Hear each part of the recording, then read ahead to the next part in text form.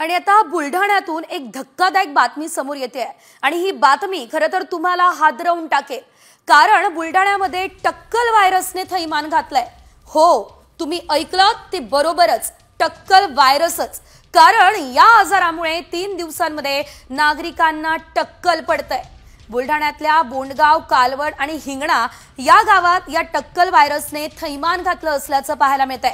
नागरिकांच्या डोक्याला अधिक खाज येते, नंतर केस गळण्यास सुरुवात होते आणि अगदी तिसऱ्या दिवशी माणसाला टक्कल पडतं।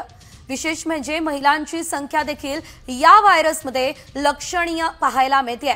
अतिशय आगळा वेगळा व्हायरस हा आता समोर आलेला आहे। टक्कल व्हायरस असं नाव या व्हायरसला देण्यात आलेलं आहे, कारण अगदी 3 दिवसांमध्ये केस गळती होऊन संपूर्ण डोक्यावरील केसच गायब होत आहे। टक्कल व्हायरस हा आता बुलढाण्यामध्ये थैमान घालतोय। अधिकची अपडेट या संदर्भात आमचे प्रतिनिधी संजय जाधव यांच्याकडून घेऊयात। संजय, अतिशय आगळी वेगळी बातमी आणि नागरिकांना खरं तर चिंतेत घालणारी बातमी आहे। कसा हा व्हायरस आहे, नेमकी काय माहिती या संदर्भात? बघितला हा व्हिडिओ बघून अनेकांना धक्का बसला आणि अनेक जण विचार करू लागले की हा व्हायरस जर आपल्याकडे आला तर आपले सुद्धा केस जातील।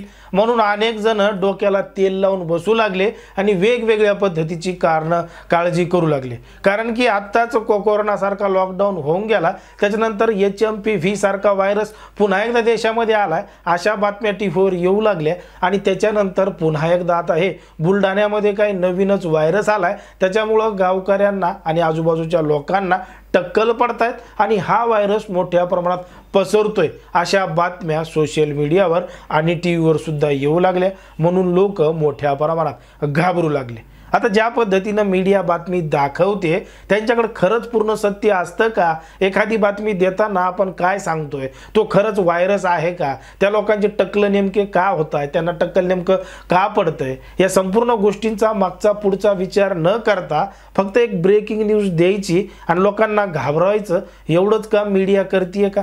असाच प्रश्न आपल्या या ठिकाणी पडतोय। मग मात्र बुलढाणा जिल्ह्यामधले जे काही गावं आहेत त्या गावामध्ये नेमके लोकांना टक्कल का पडतायत, या संपूर्ण गोष्टी सत्य काय आहे हेच आपण सविस्तर या व्हिडिओच्या माध्यमातून जाणून घेणार आहोत।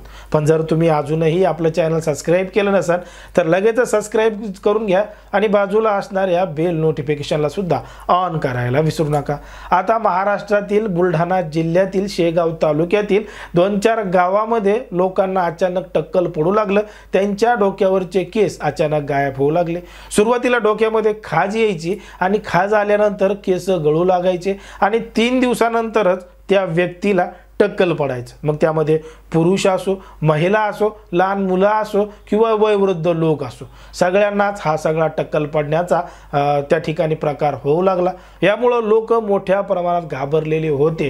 पण मात्र सरसकट सगळ्यांच्याच डोक्याला टक्कल पडत होते का? तर नाही, काही मोजक्या लोकांच्या डोक्याला अशा पद्धतीने टक्कल पडत होती आणि याच्यावर काही टीव्ही चॅनलनं आणि काही पत्रकारांनी अशा काही बातम्या दिल्या की नवीनच व्हायरस आलाय आणि या व्हायरसमुळे अनेकांना टक्कल पडतेत अशी घोषणाच करून टाकली। मग तो खरंच व्हायरस होता का याची तपासणी करण्यासाठी आरोग्य विभागाचं पथक त्या गावामध्ये गेलं आणि त्या गावामध्ये गेल्यानंतर काही तपासण्या केल्या। आता काही तपासण्या केल्यानंतर समजलं की त्या गावाला पाणी पुरवठा जो केला जातो त्या पाण्यामध्ये नायट्रेटचा जो प्रमाण आहे, घटक आहे, ते मोठ्या प्रमाणात वाढलेला आहे। कारण की नायट्रेट हा एक विषारी पदार्थ आहे आणि हे विषारी द्रव्य पाण्यामध्ये मोठ्या प्रमाणात असल्यामुळं त्या पाण्याचा वापर गावातल्या लोकांनी केल्यामुळं त्यांच्या डोक्याला खाज येते आणि मग त्यांचे केस गळतात।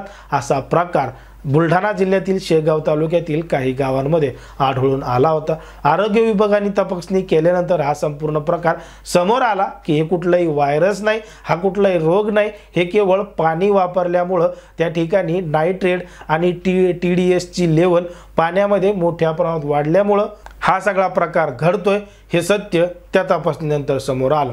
पण मात्र ज्या पद्धतीनं मीडियामध्ये भीती घालवण्याचं काम दाखवलं जातंय किंवा लोकांना घाबरवण्याचं काम केलं जातंय, त्यावर तुम्हाला काय वाटतं हे अगदी स्पष्टपणे कमेंटमध्ये सांगा।